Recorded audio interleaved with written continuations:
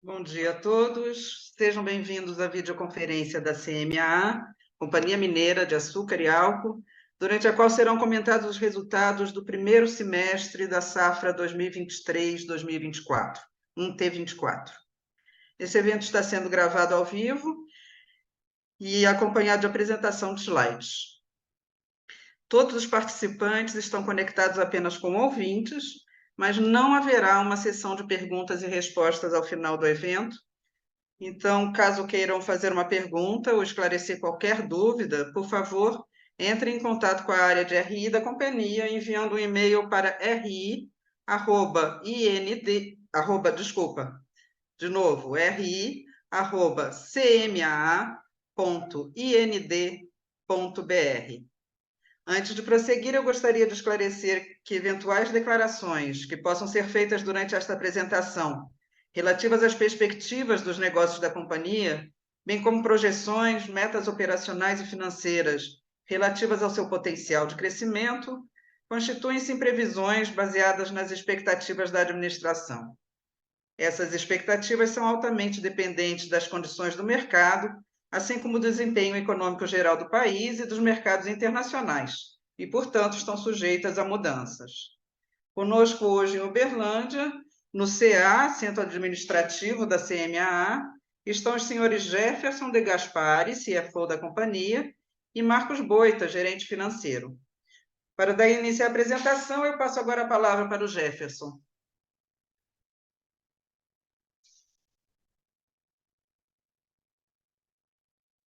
Bom dia a todos. É um prazer contar com a presença e audiência de todos vocês. Estamos aqui diretamente do Centro Administrativo em Uberlândia, onde é feita a gestão das nossas 3 unidades, Usina Vale do Tijuco, Usina Vale do Pontal, Usina Canápolis. Somos a CMAA, a empresa que não para de crescer, para poder apresentar a vocês os nossos resultados do primeiro trimestre 24, ou seja, os primeiros 3 meses da safra 2023-2024. Aqui do meu lado, apresento o Marcos Boita. O Marcos é o nosso gerente financeiro, gerente corporativo financeiro, uma das pessoas do meu time, um dos braços direitos que a gente pode contar, e também um dos funcionários mais antigos da companhia, que conhece bem a história da CMA. Seu bom dia, por favor. Bom dia a todos. Obrigado aí pela oportunidade. O Marcos vai me ajudar na apresentação de hoje, como convidado, para que a gente possa bater um papo aqui e falar um pouquinho dos nossos resultados.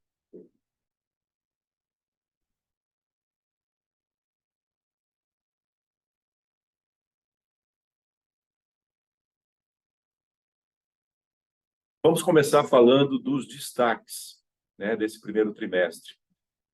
CMA, uma empresa que não para de crescer. Nesse primeiro trimestre, nosso processamento de cana foi de 3.357.000 toneladas, um crescimento de 6,6% em relação ao ano passado, ao mesmo período do ano passado.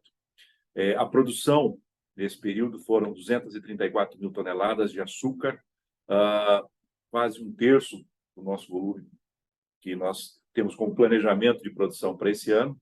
Isso representou um crescimento de 8,7% em relação ao ano passado. Então, o açúcar, além da moagem crescendo, nós crescemos a maximização de açúcar. Produzimos 47,9 mil metros cúbicos de anidro, crescendo 48%, e uma pequena redução na produção de etanol hidratado. Mesmo assim, produzimos 67,6 mil metros cúbicos. A cogeração de energia, a energia exportada, aquela que a gente vende entrega para o mercado e que ajuda aí a alimentar as nossas casas e indústrias, foram 131 mil megawatts, uma leve redução de 10,3%. Por que o crescimento do açúcar e do anidro e a redução da energia e do hidratado? Principalmente por uma questão de mercado.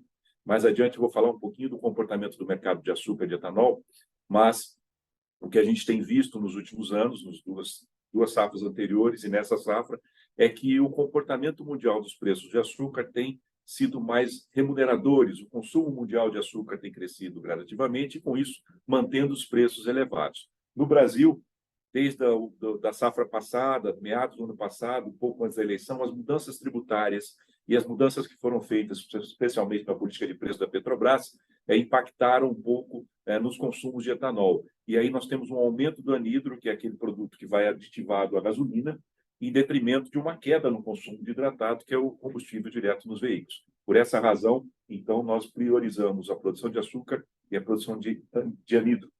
E como esses produtos requerem mais vapor, mais energia do processo produtivo, sobrou um pouquinho menos, por isso um pouquinho menos a gente exportou, porque nós estamos consumindo mais energia no processo produtivo. Feito esse esclarecimento, vamos falar um pouquinho da nossa receita, né, que nesse trimestre representou 534 milhões, levemente abaixo, 1,6, praticamente em linha com os números do ano passado, que foram de 542 milhões no primeiro trimestre do ano passado.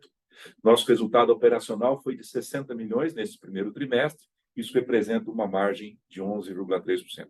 E um número extremamente importante que as empresas, os investidores e, de uma maneira geral, analisam e comparam, o nosso EBITDA ajustado nesse trimestre, 232 milhões, um pouco abaixo do ano passado, 12,5% inferior. Isso se deve especificamente por conta da velocidade de comercialização.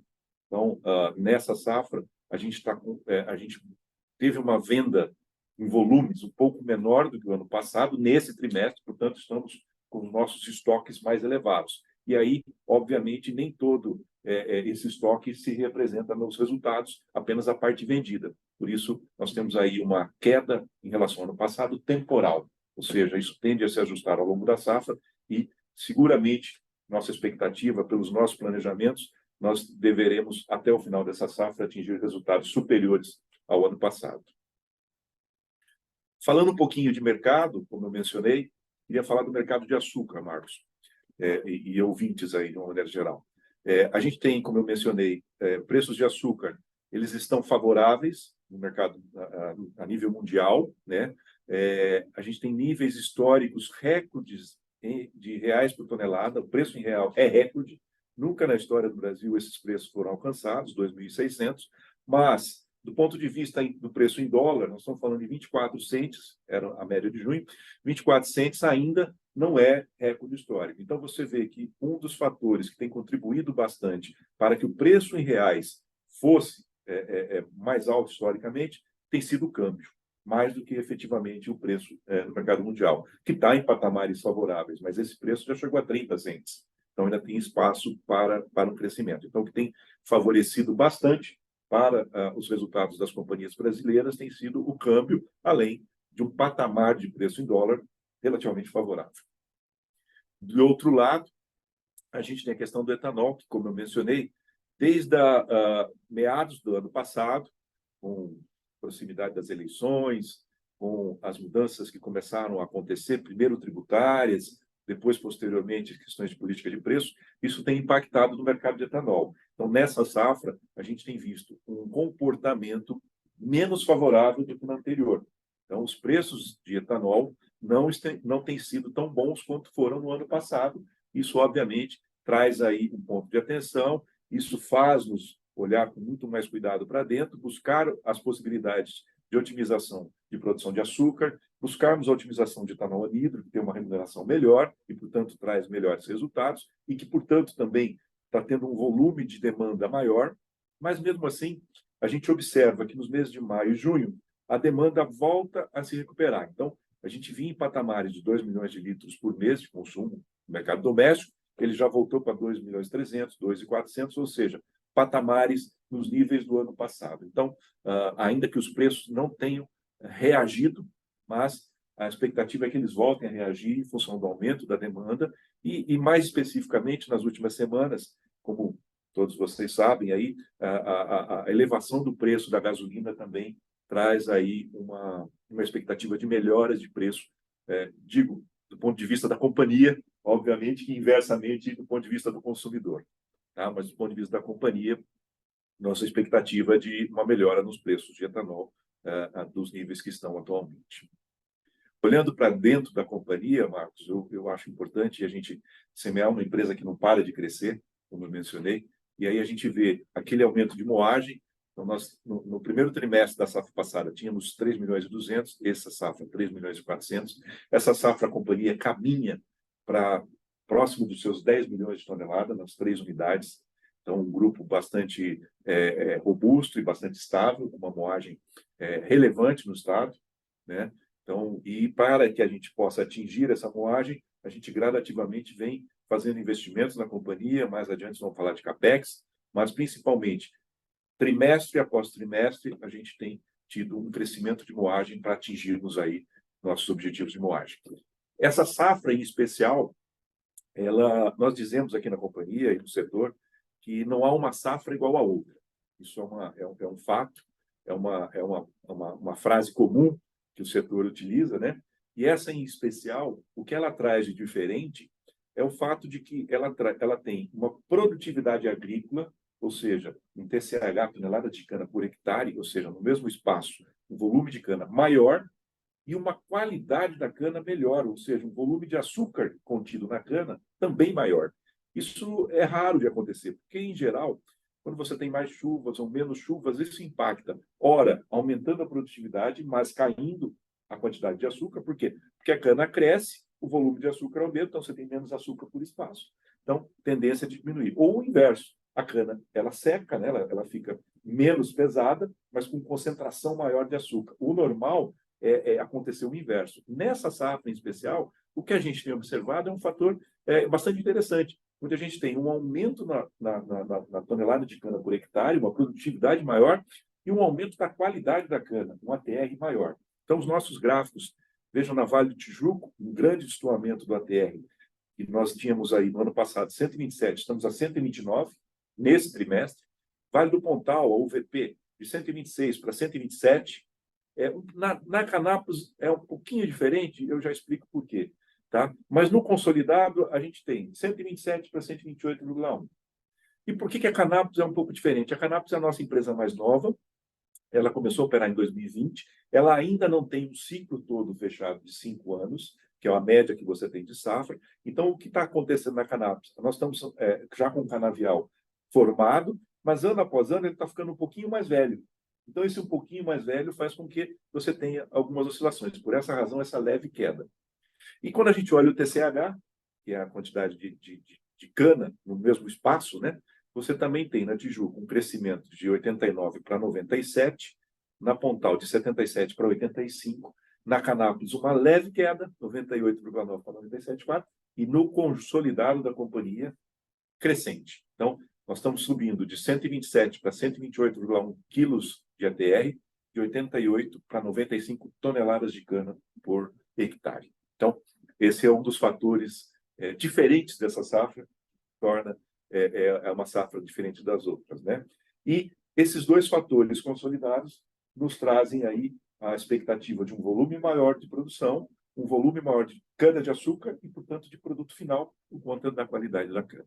Então, os três fatores, tanto moagem, quanto ATR, quanto TCH, crescentes na CMA.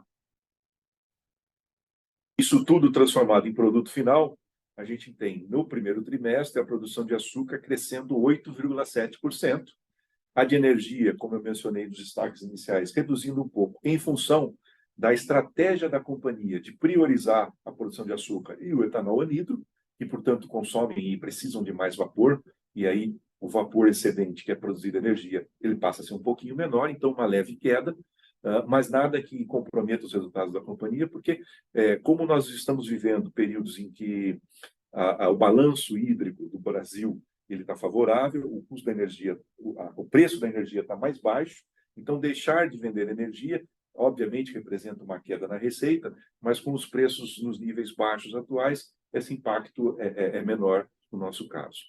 E na produção de etanol como um todo, crescendo 4,1%, priorizando um pouco mais o anidro do que ano passado. Ainda assim, uma produção de hidratado relevante. Então, estamos crescendo em moagem, crescemos em qualidade, crescemos em produtividade e crescemos em produção de açúcar e etanol, com uma leve queda na venda de energia elétrica. Um bom panorama da nossa estratégia de negócios para essa safra. Com isso, como eu mencionei, a gente tem um mix de açúcar 59%, ano passado foi 57%, estamos priorizando porque, como mencionei, as condições de mercado hoje elas são favoráveis e trazem uma rentabilidade melhor para o nosso negócio a venda de açúcar em detrimento da venda de etanol, nessa safra em especial. Saindo do aspecto operacional, vamos falar um pouquinho do aspecto financeiro, tá? Como isso tudo, como a nossa produção, como a nossa produtividade, como tudo isso se traduz em resultados financeiros da companhia.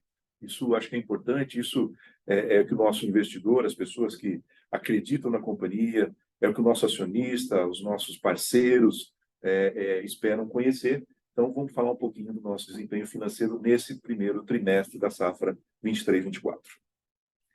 A gente tem, então, uma leve redução na receita operacional líquida, de 542 milhões para 534 milhões, redução de 1,6, pequena, mas, como eu mencionei anteriormente, volto a reforçar.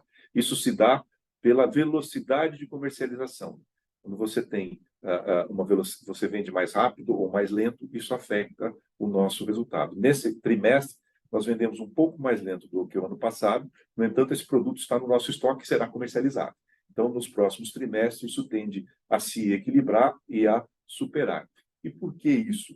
Porque esse ano, como o setor, de uma maneira geral, tem um aumento de produção como um todo, isso tem impactado nas questões logísticas do Brasil. O Brasil tem um gargalo logístico bastante forte. A gente tem a vantagem e a oportunidade de estarmos próximos de 2 terminais ferroviários, o que ajuda muito no escoamento da nossa produção, especialmente de açúcar, que é destinado ao mercado externo, destinado à exportação. Mas, mesmo assim, o impacto logístico, quer seja ferroviário, quer seja rodoviário, isso tem afetado a velocidade com que os produtos têm sido escoados no Brasil e, naturalmente, afeta a nós e a todo mundo como um todo. Por isso, a velocidade de comercialização nossa nesse trimestre, em relação ao trimestre do ano passado, foi um pouco abaixo. Isso se traduziu numa receita um pouco mais baixa. Quando a gente olha por produto, a gente tem o açúcar VHP representando 53,9% dessa receita, o etanol hidratado 18,4%, o amido 18,1%. Energia elétrica representando 5,7% desses 534 milhões, 30 milhões vieram da venda de energia elétrica. 9 milhões de CBIOs, quase 2%. CBIOs são os créditos de carbono que são apurados em função de todo o equilíbrio sustentável que a companhia tem. Então, todo o setor, de uma forma ambientalmente responsável, isso se traduz no CBIOs, o crédito de carbono, uma legislação que o Brasil é pioneiro e que tem trazido resultados aí para a companhia. Nosso EBITDA, né, tem sido um pouquinho mais baixo esse ano também, em função também da queda da receita e um pouco de aumento de custos em função desse trimestre. Obviamente, o EBITDA tem alguns outros fatores, como ativo biológico, que impactam, mas nós ainda caminhamos e as nossas projeções mostram que nós apresentaremos até o final da safra um resultado maior. Então, essa queda de 12,5% no trimestre, ela é temporal, ela efetivamente é uma redução, mas tende a se ajustar nos próximos trimestres. Não é nada que tenha algum efeito permanente que não seja revertido. Isso será revertido seguramente pelas nossas projeções. O mesmo acontece no lucro líquido, né? Então, no primeiro trimestre, a gente tem um prejuízo de 35,7, no ano passado foi 33,3, uma diferença de 2 milhões e pouquinho, mas também é um prejuízo temporal, porque você produz em 8 meses, estoca para vender em 12, mas os custos acontecem fortemente em 8 meses. Nós somos uma empresa, um setor cujo capital intensivo ele é muito forte. Os investimentos no canavial são sempre muito relevantes e é o que torna a companhia perene, ou seja, o que permite a ela a continuidade dos negócios. Então, trazemos aqui, esse ano estamos investindo mais do que investimos no ano passado, Marcos. Ano passado nós investimos nesse trimestre 101 milhões, esse ano já foram 132 milhões, dos quais 86 milhões, quase 87 milhões, são no canavial. Então, o nosso negócio é agro, nossa empresa nasce no campo.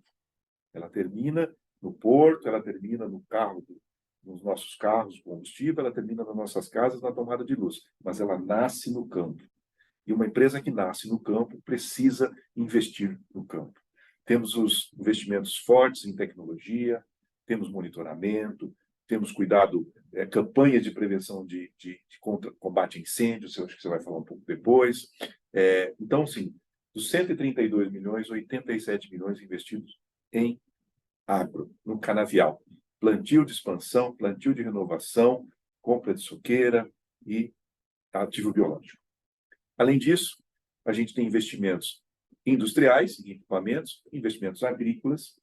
E o que é interessante, esse é um setor, Marcos, que ajuda no desenvolvimento das comunidades. O setor agro, ele onde está presente, ele leva o desenvolvimento social. Então, veja aqui, 23 milhões investidos em pavimentação, construções e outros casos. Então, a gente investe em rodovias, a gente investe em pontes, a gente investe em estradas. Isso ajuda a comunidade rural e as comunidades do entorno. Falando um pouquinho do endividamento, como eu mencionei, é um setor que tem um capital intensivo muito forte, portanto, uma parte relevante dos investimentos ela vem do capital próprio, dos acionistas, mas também, principalmente, das pessoas que emprestam os seus recursos, compram os nossos CRAs, né, certificados recebíveis do negócio, os nossos bancos parceiros que sustentam o nosso negócio. Então, o endividamento da nossa companhia, a gente cuida com muito carinho, a gente sabe que essas pessoas que compraram os nossos papéis, os bancos que acreditaram no nosso negócio, são nossos parceiros, são fundamentais para o nosso negócio. E, por isso, a gente tem um trabalho muito forte de gestão do caixa da companhia, gestão do endividamento, especialmente porque como é um setor de capital intensivo e os investimentos eles levam tempo para maturação, para dar esse retorno, então é importante que a nossa dívida esteja no longo prazo. Então é importante você ter uma parcela relevante. Então, manter a dívida no longo prazo significa garantir com mais tranquilidade a continuidade dos negócios. Então, vejam que em março do ano passado, aliás, junho do ano passado, no mesmo período, nossa dívida de curto prazo era 17%, de longo 83%. Esse ano, nesse mesmo mês, 30 de março, ela é de 14,85%. Então, a gente mantém ela, até melhorou um pouco, mantém uma dívida mais alongada, né, o que ajuda bastante aí a manutenção. E em linha com o fechamento de março, ou seja, a gestão de caixa da companhia, que você é parte importante, você e todo o time financeiro são fundamentais nisso, fazem um excelente trabalho, tem se mostrado efetiva para a garantia da estabilidade do nosso negócio. Quando a gente olha a dívida por moagem, por tonelada, é uma referência. De novo, quando você olha isso em períodos parciais, em trimestres, que não sejam os finais, fica um pouco prejudicado, mas mostra que nós estamos em junho desse ano, abaixo do junho do ano passado. Então, nossa dívida por tonelada, ela está menor, ela está diminuindo, né? E o terceiro gráfico ali mostra como é que está o comportamento da nossa dívida nos vencimentos ao longo do tempo. Então, nós temos dívidas que superam 7 anos. Então, temos aí dívidas no próximo ano, 2, 3, 4 e assim por diante. Então, isso é fundamental para uma empresa como a nossa. Você sabe bem, isso é o dia a dia seu, do nosso time financeiro, mas é importante compartilharmos isso com as pessoas que nos ouvem aí e as pessoas que acreditam na companhia. Como dívida é importante, liquidez igualmente importante, que é a liquidez. É quanto de dinheiro você tem no caixa para suportar os seus compromissos. Então, a gente observa que nesse trimestre de 24, nós melhoramos em relação ao igual trimestre do ano passado. No junho do ano passado, para cada R$1 de dívida, nós tínhamos R$1 em caixa. Esse ano, para cada R$1 de dívida, nós temos R$1,40 em caixa. Então, o resultado, CMA, uma empresa que não para de crescer e refletindo os seus resultados de uma forma consistente. Mesmo quando a gente expurga os efeitos de derivativos e ativo biológico, que é o IFRS 16, os números ficam ainda mais relevantes. E o que são derivativos e ativo biológico, Marcos? Acho que é importante a gente esclarecer para as pessoas. Derivativos decorrem especificamente, no nosso negócio, você tem a oportunidade de fazer fixação de preços futuros de açúcar. Então, nós vamos no mercado financeiro e vendemos um açúcar para o ano que vem, para 2 anos, até 3 anos, com o preço definido. Então, você já estabelece o preço. Isso é uma venda futura. Essa venda futura se traduz nos nossos balanços como derivativo. Então, você tem uma posição, uma opção de venda futura com preço definido para garantir que, quando nós entregarmos o produto, o preço já esteja travado, e isso se reflete nos derivativos. Como há oscilação, quando o preço sobe, o preço desce, ele pode trazer reconhecimento contábil temporário no nosso balanço. Como ele é temporário, ele só vai se efetivar no momento da venda efetiva, então a gente expurga isso para poder analisar melhor, porque ele é um efeito temporário, apenas um lançamento contábil, né? Que só faria sentido se a empresa acabasse naquele momento. Mas é uma regra contábil, devidamente conhecida e registrada, auditada. Então, mas é um fator que não contribui muito na análise, por isso a gente expurga esse efeito. E o IFRS 16 é um ativo biológico, ou seja, quando a gente tem contratos de arrendamento de terra por longo prazo, qualquer que seja, você precisa calcular o custo disso ao longo do tempo e reconhecendo o teu balanço como uma dívida. Então, ela ainda não é dívida, porque ela se tornará à medida que o ano for passando. Mas é uma regra contábil, nós fazemos isso na companhia, as empresas de auditoria auditam esses balanços. Então, quando nós olhamos do ponto de vista gerencial, nós olhamos liquidez corrente excluindo os efeitos para mostrar. Isso mostra que, para cada R$ 1 de dívida que a gente tem hoje, no curto prazo, a gente tem R$ 2 em caixa para suportar essa dívida, para fazer os investimentos necessários e assim por diante. Do ponto de vista operacional, resultados financeiros, era isso que a gente gostaria de mostrar. E eu queria convidar você, Marcos, para falar um pouquinho das nossas ações de ESG, né? Das nossas ações sociais, das nossas ações ambientais e de governança.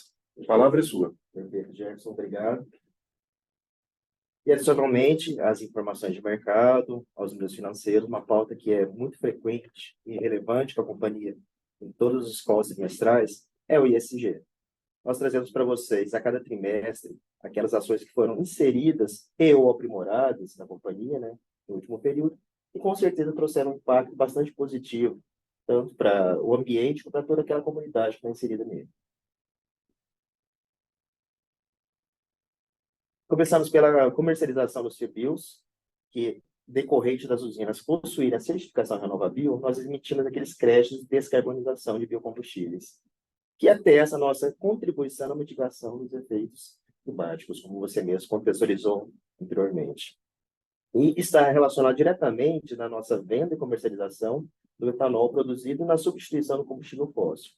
No primeiro trimestre da safra 23/24, nós tivemos a comercialização de 82 mil unidades de CBIOS, que foi referente a uma receita de R$ 10,3 milhões no período.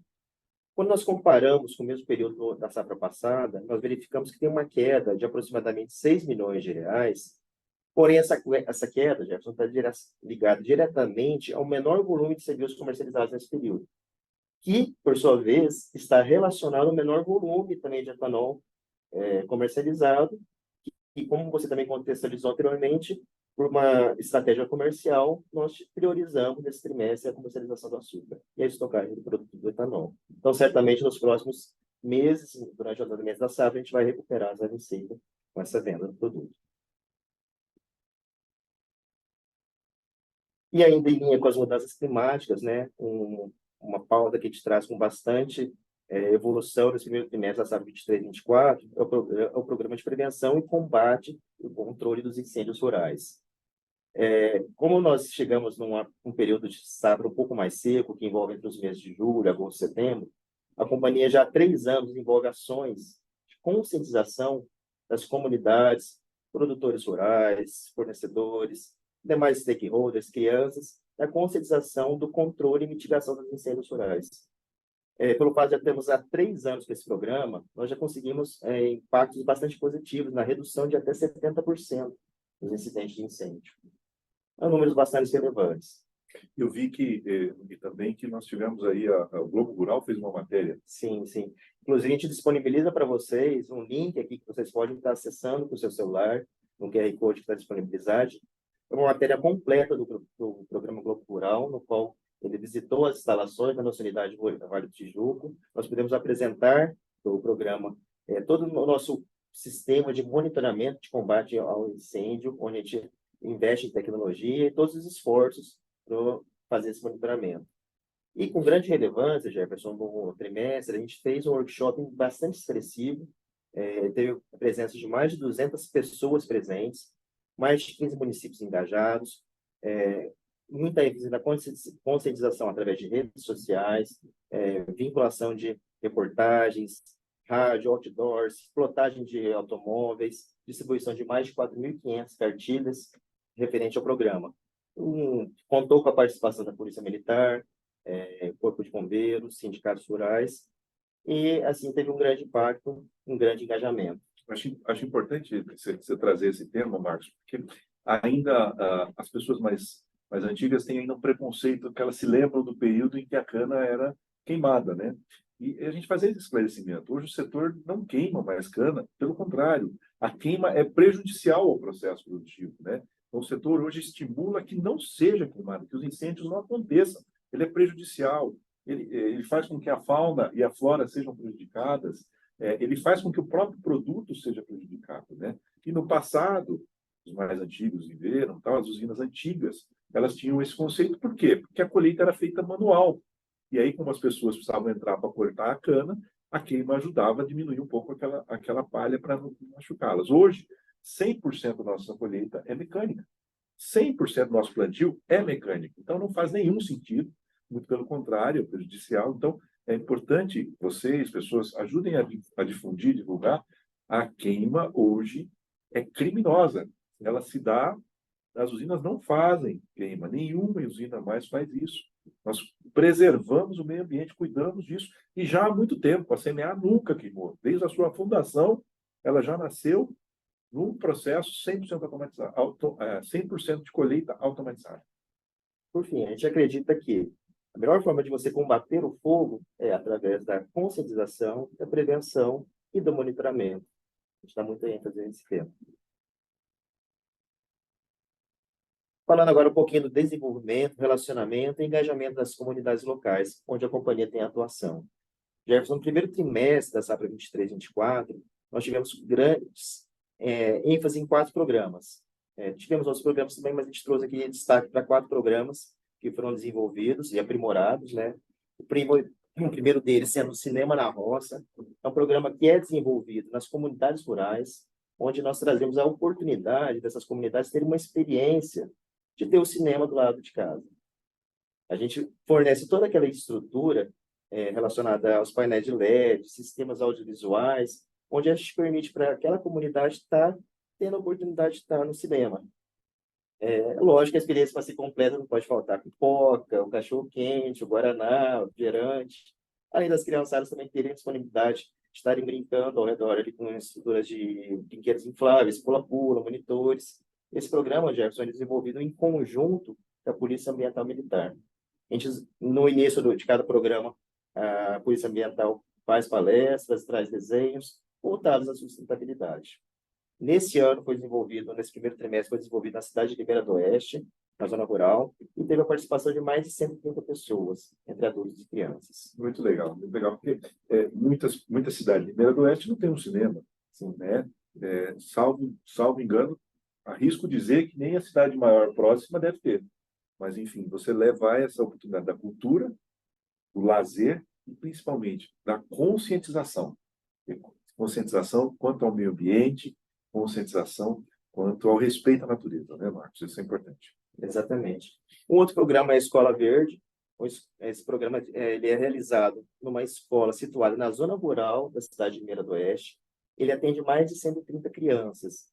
Ele é voltado, Jefferson, para o desenvolvimento e conhecimento dessas crianças nas práticas de campo e conceitos de sustentabilidade.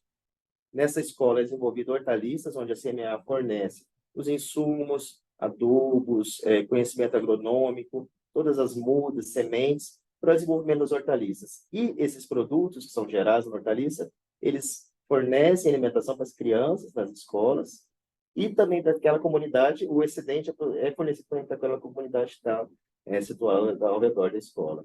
Ele atende também, então, mais de 130 crianças, e foi bastante enfatizado esse primeiro trimestre. Como a gente falou, somos uma empresa de DNA agro.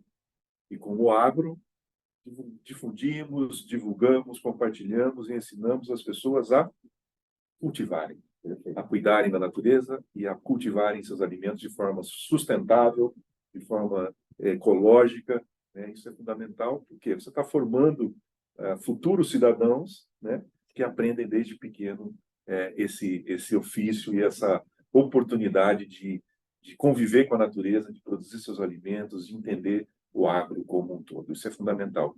Muito bom. Perfeito. Em linha com esse programa anterior, a gente tem também um programa Hortas Comunitárias. Esse programa é desenvolvido em duas escolas situadas no município de Uberaba, na Escola Caritas, e no município de Uberlândia, no distrito de Miraporanga. Ele atende mais de 1.100 famílias. A companhia, novamente, ela auxilia em todo o apoio agronômico, também toda a infraestrutura para fornecimento de mudas, sementes, ferramentas, toda a estrutura para a produção de hortas.